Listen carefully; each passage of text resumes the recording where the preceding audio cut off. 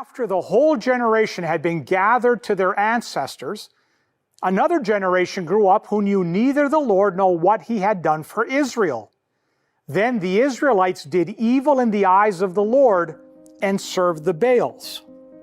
How does an entire generation lose sight of God? One generation walked through miracles, deliverances, and the power of God's presence. The next is utterly disconnected. If ever there was a verse that speaks to the spiritual crisis of our own time, this is it. We're living in a world that is increasingly unchurched, skeptical, confused about what faith even means. And the sobering truth is that faith is never more than one generation from extinction.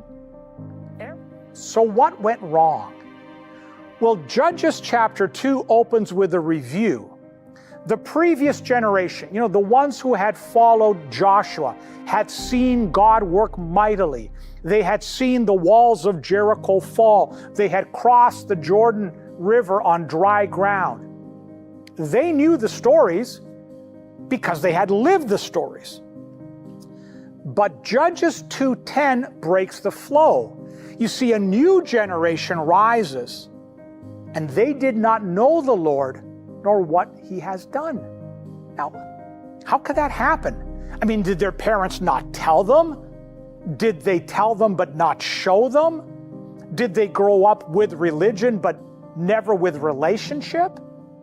I mean, we don't know every detail, but we do know this. Somewhere along the line, faith became part of the story of the past, not a reality of the present.